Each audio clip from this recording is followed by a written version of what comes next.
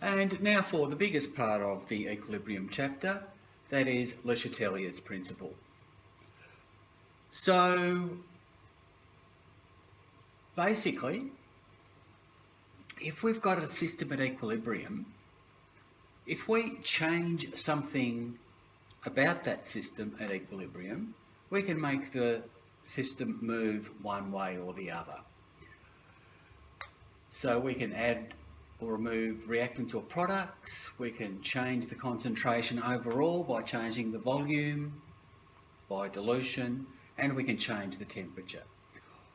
All of those changes to an equilibrium system might have an effect on where the equilibrium lies. And Le Chatelier's principle is what we use to explain it. And that's the statement of Le Chatelier's principle. If a system is subjected to change, the system will move to partially oppose the effects of that change. Basically, if we do one thing to the system is going to do the opposite. So you try and do something, it will do the opposite. I think it's a good example of the contrary nature of chemistry. You try to do one thing, it ends up doing the opposite. Now, we're going to be looking at a lot of graphs when we do this. So, what's this graph measuring? It's concentration versus time. And what have we got? We've got the Haber reaction, nitrogen plus hydrogen gives ammonia. And what do we see?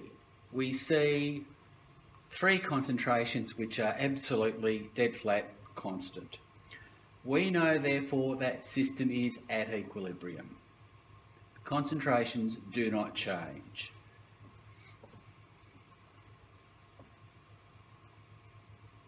Okay, so what happens when we interfere with that system at equilibrium? Now, we're going to first of all explain why things happen according to particle theory about collisions and the like, and then we'll sort of summarise it by tying in Le Chatelier's principle. So if we add nitrogen gas to this system at equilibrium, so if we add nitrogen gas, we're going to get more collisions happening between reactants. So that means we're going to get more ammonia being produced. So the instant we add the nitrogen, we're going to get the forward reaction increasing in speed. Then over time, as you get more ammonia, the reverse reaction will speed up and it will return to a new equilibrium. Now, we explain that according to Le Chatelier's principle. If we add a reactant, the system's going to move to oppose that. The system's going to try and get rid of that extra reactant, and the way it'll do that is by moving to the right. So we add nitrogen, the system goes the other way to remove nitrogen. So it removes nitrogen, but it only removes some of the extra reactant. Doesn't go all the way to remove all of it, just some of it. A very important thing to remember. So we have a look at it graphically. So we've got the system at equilibrium for the first 2 minutes. And then what do we see? At T equals 2, there is a sharp jump in nitrogen concentration. The only way that there can be a jump in just one of the gases is if nitrogen was added. Then, as a response to the addition of nitrogen, the reaction moves forward, the system returns to equilibrium. So the reaction moves forward, so the concentration of nitrogen decreases. The concentration of hydrogen decreases more rapidly because of the coefficients in the equation, and the concentration of ammonia increases. Now those changes are all proportional to the mole ratios in the equation. When you're sketching these graphs, that's not always essential, but what is essential is that with the nitrogen, when the reaction goes forward to reduce the nitrogen, it reduces it part of the way, but not all of the way. So nitrogen doesn't return back to the original level. It's always going to be a little bit above the original level. Only some of the extra nitrogen is removed. Okay, so looking at the same system, if we add ammonia, if we add a product, what's going to happen? More collisions between ammonia molecules is going to increase the rate of the reverse reaction. We're going to get more reactants being produced. By Le Chatelier's principle, similar to before, if we add a product, the system is going to move to the left to remove some of that extra product. If we do one thing at ammonia, it's going to do the opposite. It's going to remove that ammonia. Graphically again, so what do? We have a sharp, so it's at equilibrium until t equals 2, then we have a sharp jump at 2 minutes, a sharp jump just in ammonia, only in the one chemical. Then the system moves to the left, so ammonia goes down, nitrogen and hydrogen go up, and note how it reaches the new equilibrium all at the same time at just at around t equals 7. And again, we identify the imposed change by the sharp change that occurs at t equals 2, the jump in ammonia at t equals 2. Now, if we could, we can remove some ammonia from this system, perhaps get it to dissolve in some water or something. And if we remove ammonia from the system, what's going to happen? Well, fewer collisions between ammonia molecules is going to slow the reverse reaction. Therefore, the forward reaction will take over a bit, so we'll get more products. By Le Chatelier's principle, if we take product away, the reaction is going to move to do the opposite, to replace some of that missing product. Graphically, this time it's a sharp drop because we're removing ammonia, and then ammonia comes back up, never up to the original level. And if ammonia comes back up, therefore nitrogen and hydrogen must decrease. Again, identifying the imposed change being the sharp drop at t equals 2.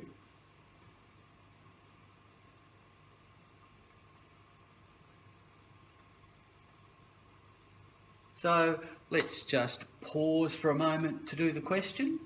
Submit the answers to this question on Google Classroom, and then we will resume.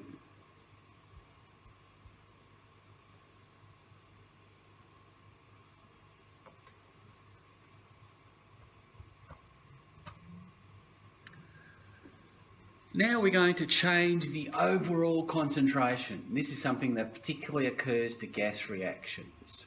So if you change the volume of the overall vessel, the container of the reaction, you're going to change the concentrations of everything at once. So often we talk about what happens to the volume. So we halve the volume. That means we're going to double the pressure, double the concentration. So pressure and concentration, these two terms are used pretty much interchangeably in this. Now, Le Chatelier's principle tells us that if we increase the overall pressure exerted by the reactants and products by reducing the volume, the system is going to want to oppose it, of course. The system always wants to do the opposite. So if we increase the overall pressure, the system is going to move to decrease the overall pressure by moving to the side with fewer particles. So we look at the equation and we count up the particles, the number of moles on each side of the equation. So remember the inverse relationship between volume and pressure. If we increase the volume, we decrease the pressure. So it's going to want to do the opposite. The reaction is going to move to the side with more moles. If we decrease the volume, therefore increase the pressure, concentration, the reaction will go to the side with fewer moles.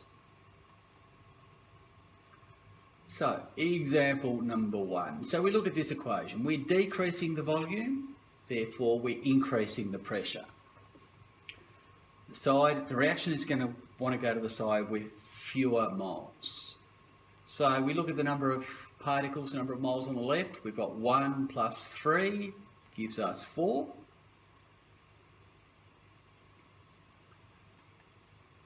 We look at the number of particles on the right and we've just got the 2 moles of ammonia. So if we want to decrease the overall pressure and concentration, we're going to move this reaction to the right. So if the system wants to decrease the pressure, it's going to move to the right. So we increase the pressure by decreasing the volume, it goes to the right to reduce it. Now in a graph, how is this graph different? Well, all the concentrations have increased, but they've all increased at once. Sharp jump in everything at the same time. Now, the only practicable way this could be done is by reducing the volume. So if there's a sharp jump in everything, it's a change in volume.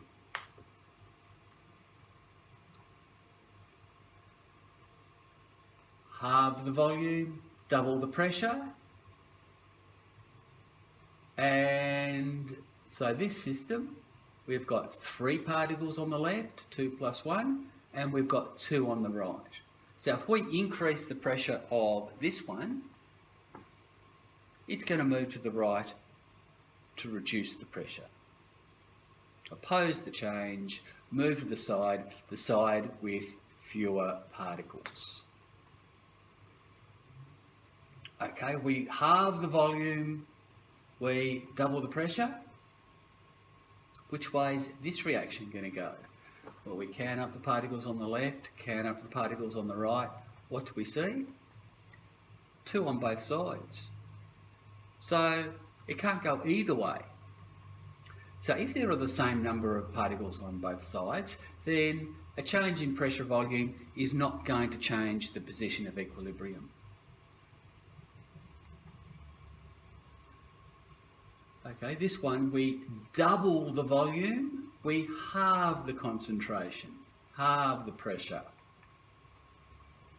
So that means it's going to go to the side with more molecules.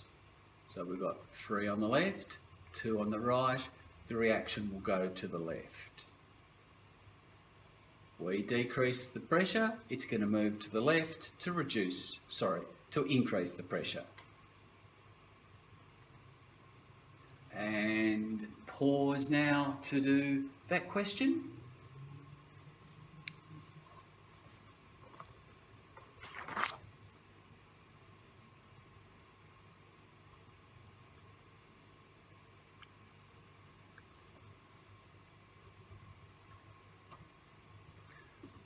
And then we look at what happens if we change the overall concentration in an aqueous system. Well, it works very similarly to what happens with the volume in a gas system. Now, it's easy to reduce the combined concentrations by adding water. It's pretty much impractical to do the reverse, to remove water to increase the concentration. So, what's going to happen? Well, works the same. If we reduce the overall concentration, the system is going to move to the side with more particles to increase the combined concentration. So this one, the tetraamine copper reaction, don't worry about the nature of the chemicals in this. We've got 1 particle on the left and we've got 5 on the right. So if we add water to a tetraamine copper solution, we reduce the concentration, the system is going to want to move to the side with more particles to increase the combined concentration, it's going to move to the right.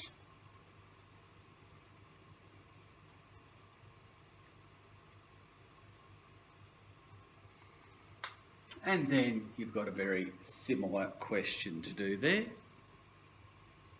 So So submit that together with the other ones on Google Classroom.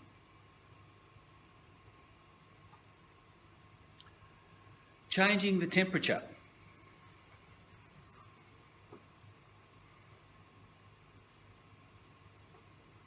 Now here's where we're adding energy and the system can take energy or vice versa. So catalytic oxidation of SO2, what do we see? It's got a negative delta H. This is an exothermic reaction. That means when the reaction goes forward, it releases energy. When the reaction goes backwards, it becomes endothermic, it consumes energy. So, they're useful to think about it that way, that energy gets released when it goes forward, so it's like SO3 plus energy. So if we increase the temperature, what we're doing is we're adding energy ourselves to the system. If we add energy, the system's going to want to do the opposite. The system is going to move in the endothermic direction, the direction which will remove energy. So if the temperature goes up, the reaction goes endothermic. If the temperature goes down, the reaction goes to the exothermic direction. So if the temperature goes down, we remove energy from the reaction system. The system's going to want to oppose that by releasing energy, therefore it will move in the exothermic direction. How do we see that graphically? Well, this time, at the time of the imposed change, we've got a system at equilibrium for the first 2 minutes, and then there's no sharp change. There's only a gradual movement away from the previous equilibrium. The SO2 and the O2 decrease, the SO2 and O2 increase, the SO3 decreases. Now that means if SO2 and O2 are increasing, the reaction's gone to the left. The reaction's gone in the endothermic direction, tells us straight away the temperature's gone up. So, detecting the imposed change, there is no sharp jump in anything at T equals 2, but it moves gradually to a new equilibrium. Now, of all the changes we looked at so far, none of them have affected the equilibrium constant. Only changing the temperature changes the equilibrium constant. All the other ones don't.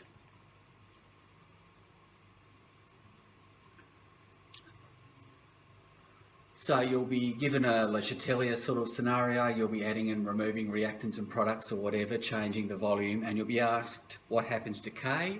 Well, if the change that we're doing doesn't involve the temperature, there will be no change to the equilibrium constant. So, do this question. Just note that maximise yield. When we give you these equations, the product is usually what we're after. So in this case, the yield is going to be the silicon tetrafluoride, and we're asked to get the most of that. So what do we need to do temperature to get most product? Have a go at that, and then submit your answer and move on to the next bit.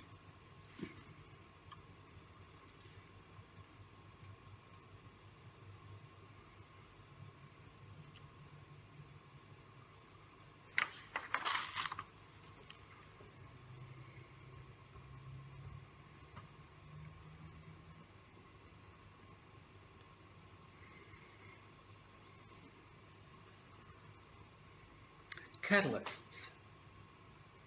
Catalysts affect rate, they don't affect the position of equilibrium. They make a reaction go faster, they don't change where you end up. They affect the activation energy hill in your energy profile diagram, they don't affect delta H, they have no impact on the ending point.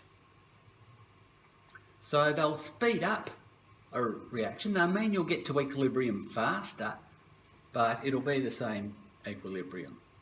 So this could be, probably could be an increase in temperature, but it can just as easily be addition of a catalyst. We've got a reaction going very slowly for the first 2 minutes. You can see the reaction's going to the left quite slowly. Then at 2 minutes, all of a sudden the reaction speeds up. So catalyst can only have an effect if it's not at equilibrium for a start. If the system was at equilibrium, adding a catalyst would have absolutely no effect. And that's what we'd see in this. With the system at equilibrium, we add a catalyst, nothing happens. Another thing we can do if we've got a gas reaction is we can add an inert gas. So if we add a gas which doesn't interact chemically with any of the gases in the system, it won't affect the position of equilibrium. So even though the overall pressure increases, the concentrations of the reactants and products remain constant. So the inert gas that we've added, the molecules can be crashing into anything they like, but an inert gas crashing into a reactant molecule is not going to produce a chemical reaction. So it will have no effect on the chemical rate. Okay, now have a go at these questions. Submit your answers and you will get the solutions. So we've got a graph in which lots of things happen over a 20-minute period in this equilibrium system. So first of all, we just look at the nature of that reaction, and what do we see? We see 3 particles on the left, 2 on the right. We see an endothermic reaction. Now, what's happening in the first 5 minutes? It looks to me like something is happening, but very slowly. So we started off with no nitrogen dioxide. We end up with a tiny little bit of nitrogen dioxide. So the reaction is slowly going forward. Then all of a sudden at T equals 5, it speeds up. What's most likely to have caused that? It's going to be a addition of a catalyst, most likely, possibly an increase in temperature. Then over the next 5 minutes it reaches equilibrium. So this at roughly 9 minutes, the graphs are now horizontal, meaning it is at equilibrium. Then at 10 minutes what happens? A sharp jump in everything. What does that mean? That means an decrease in volume produces an increase in all the concentrations. Then, as a response to that, it wants to oppose that change by decreasing the overall concentration, moving to the side with fewer particles. So the NO2 increases, the side with fewer particles, the NO and O2 decrease, the side with more particles. So now it gradually reaches equilibrium again. So by 15 minutes it's at equilibrium. What happens in 15 minutes? Sharp jump in just one chemical. That means oxygen was added and the system moves back to equilibrium.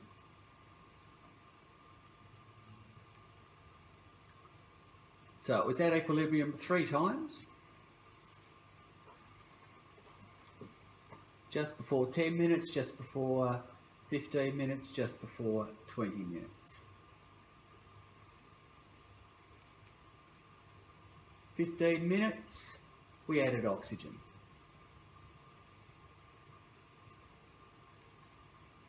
10 minutes, we reduced the volume. 5 minutes, we almost certainly added a catalyst.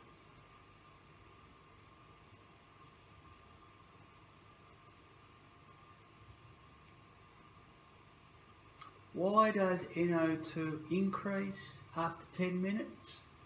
Well, we've decreased the volume, we've increased the overall concentration, so the system wants to move to the side with fewer particles.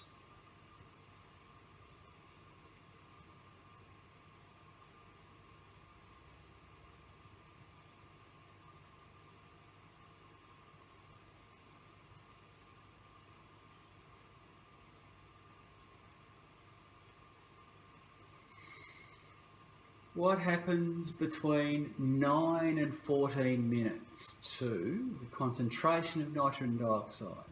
Well, 9 minutes to 14 minutes.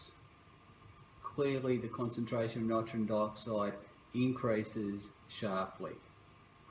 What happens to the number of moles of nitrogen dioxide? Well, just remember that the initial jump in concentration was due to the volume going down. Nothing to do, there was no change in moles at that point, but then as the reaction moves to the right, the number of moles of nitrogen monoxide decreases.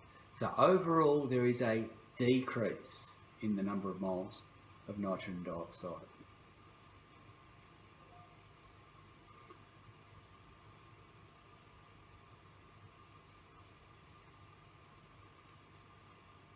Calculate the equilibrium constant for the system. Well, in theory, none of these are changed of temperature. All three times when the system was at equilibrium should give you the same value. I don't think this graph was quite as well drawn as it might have been, so unfortunately you'll probably get different values for each time. If you do it at 9 minutes, that's what you'll get. If you do it at either of the other two times, you might get something slightly different.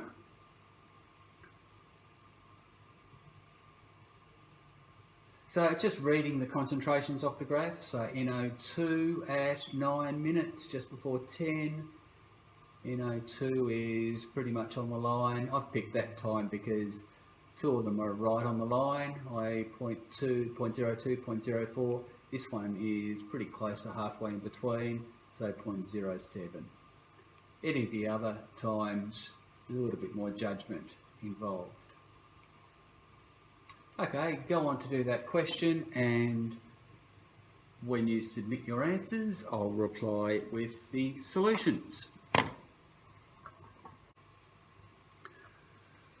Sometimes we get systems like this, which have acids and bases involved. So hypochlorites added to water, and we get hypochlorous acid and hydroxide. The instant you see something that is a really clear-cut base in an equation, that means anything to do with acids and bases is going to affect the position of equilibrium. So just brush up on that acid-base work from year 11 if you're not quite following. So we've got a 0.1 molar hypochlorite solution, and we're going to do things to it and indicate how pH changes. Now pH, of course, is simply shorthand for H plus ion concentration, H3O plus concentration. So first of all, we're going to add sodium hypochlorite. Now sodium ions don't have any impact on anything. We're basically adding OCl minus in this case. So adding reactant. Reaction is going to go forwards to remove some of that extra reactant. So we're going to see a sharp jump in hypochlorite, and then it's going to move back to a new equilibrium. So if the reaction's moving right, we're going to get more hydroxide produced. Now, once we know that the concentration of hydroxide has increased, that means H3O plus must have decreased. They always go in opposite directions. If H3O plus decreases, if it becomes less acidic, of course that means the pH increases. Okay, What happens when we add 4 molar sodium hydroxide? Well, if we add hydroxide ions, add product, reaction moves left. That means there is going to be a sharp jump in hydroxide, then reaction's going to move left to return it to a new equilibrium. Overall, what's happened to the hydroxide ion concentration? It has increased. We probably should look for hypochlorite first. That's going to increase as the reaction moves to the left, but OH minus overall has increased. So despite the fact that it moved to the left, that initial increase in hydroxide was only ever partially opposed. So overall there is an overall increase in hydroxide. OH minus increases, H3O plus decreases, therefore pH increases.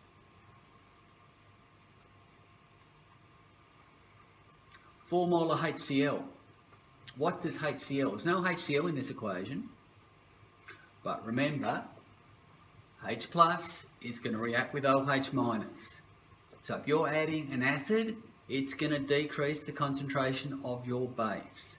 OH minus will go down sharply initially and then come back up slowly as the reaction moves to the right to oppose that sharp initial drop in hydroxide. So overall, hydroxide has decreased. The hypochlorite, of course, goes down as the reaction goes to the right. So hydroxide decreases, H3O plus increases, pH decreases. Haven't I? Reacts with the hypochlorite. So that means it's a sharp drop in hypochlorite, then the reaction goes left to oppose it.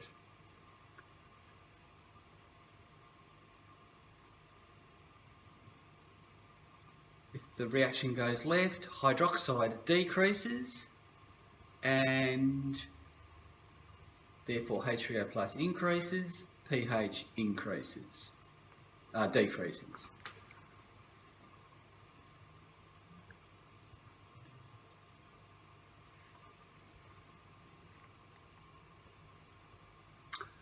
Okay, what happens when we add water? Now, if we add water to this system, water is a solvent. Water is not actually a reactant here, it's the solvent, pretty much. Well, the concentration of water remains constant anyway. So adding water is not going to have any impact due to water as a reactant. It's going to have an impact due to the overall concentration, that is a dilution effect. So if we add water, we're reducing the overall concentration. The system is going to move to the side with more particles, which is the right-hand side, to increase the combined concentration. So if it moves to the right to increase the combined concentration, we've got our initial drop in everything for a start, then the concentration comes back up.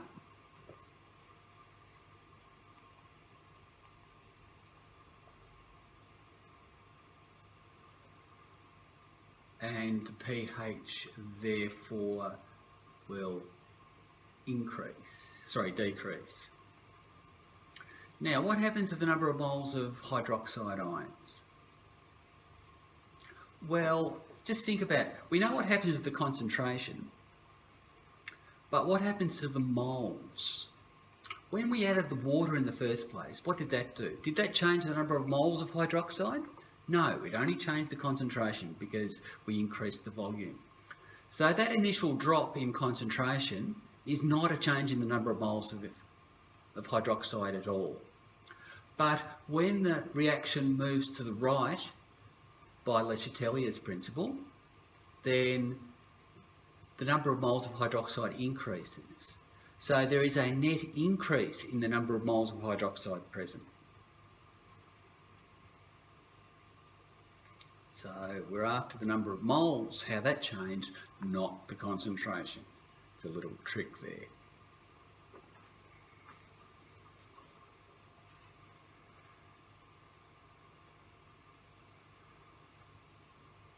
Okay, on to do the questions and then submit them and you'll get a solutions video.